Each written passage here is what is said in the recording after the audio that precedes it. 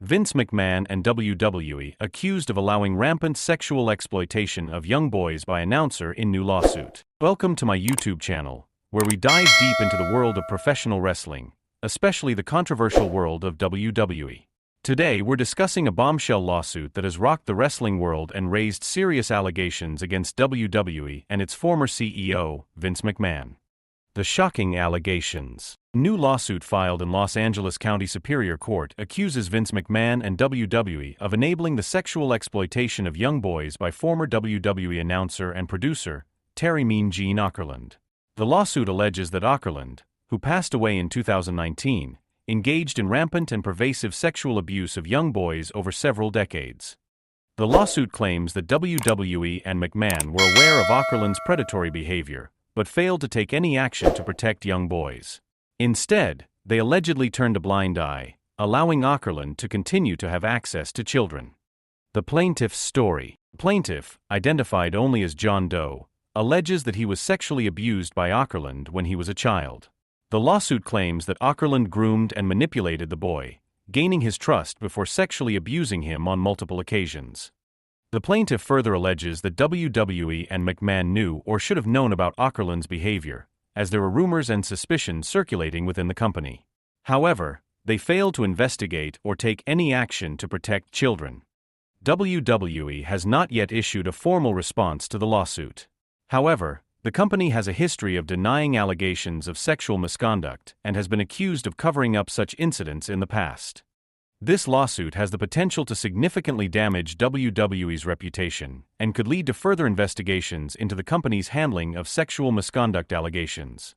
The allegations against Ockerland and WWE have raised serious questions about the company's culture and its commitment to protecting the well-being of its employees, particularly children. This lawsuit comes amid a broader movement in the wrestling industry, known as #SpeakingOut, where numerous wrestlers have come forward to share their experiences of sexual harassment, assault, and abuse within the industry. The #SpeakingOut movement has led to increased scrutiny of wrestling companies and has forced the industry to address long-standing issues of power abuse and misconduct. It remains to be seen how this lawsuit will impact WWE's future. The company is already facing numerous challenges, including declining viewership, increased competition, and a changing media landscape. The allegations of sexual abuse could further erode public trust in the company and lead to a decline in its brand value. This lawsuit highlights the importance of holding powerful institutions accountable for their actions. WWE, as one of the most influential companies in the wrestling industry, has a responsibility to protect the well-being of its employees and to create a safe and respectful workplace. The allegations against Ockerland and WWE underscore the need for significant reform within the wrestling industry. Companies must implement stricter policies and procedures to prevent sexual harassment and abuse. They must also create a culture of accountability, where victims feel empowered to come forward and report incidents without fear of retaliation. While this lawsuit is a dark chapter in the history of WWE, it also represents an opportunity for change. By speaking out and demanding justice, survivors of sexual abuse can help to create a safer and more equitable future for all. What are your thoughts on this lawsuit? Do you believe that WWE and Vince McMahon should be held accountable? Let me know in the comments below. Don't forget to like, comment, and subscribe for more wrestling news and analysis. Vince McMahon and WWE accused of allowing rampant sexual exploitation of young boys by announcer in new lawsuit. Defendants were fully aware of the systemic and pervasive abuse and did nothing to prevent or stop it, the law firm representing the claimants said. Vince McMahon and WWE have been accused of knowing about and failing to stop the sexual exploitation of young boys by a ringside announcer in a lawsuit filed on behalf of 5 alleged victims Wednesday.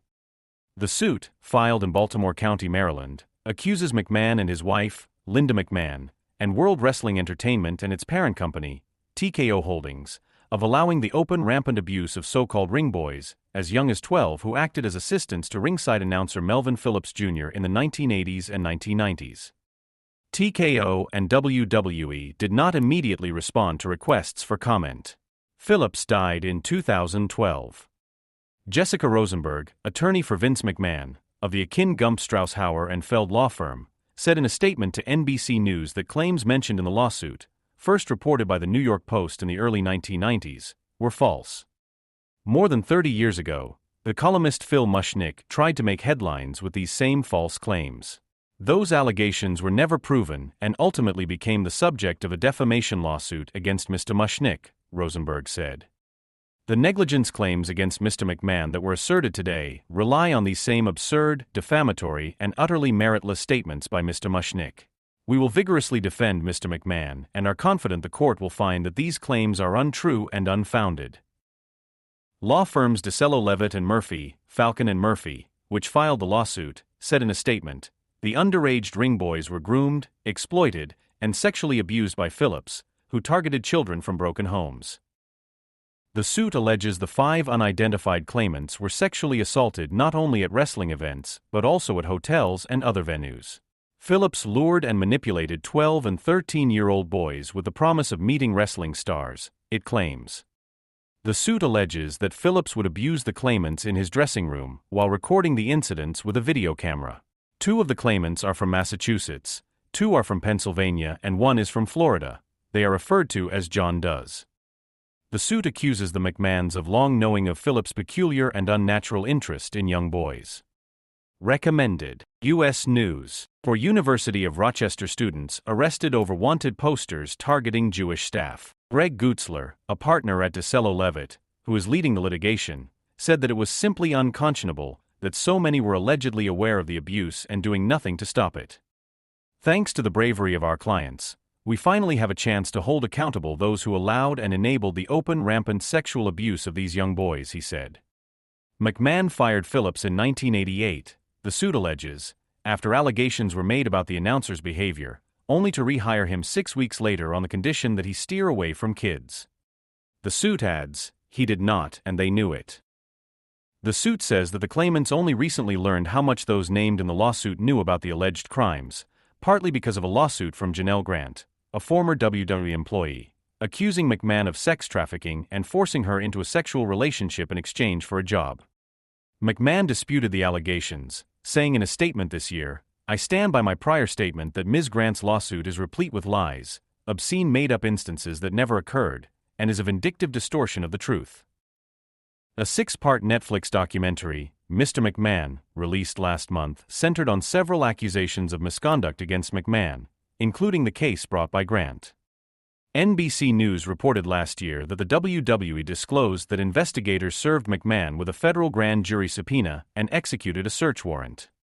Marcy Hamilton, founder and CEO of Child USA, a nonprofit group that campaigns to strengthen children's rights, said the case was possible only because of a statute of limitation windows in Maryland that the group fought for.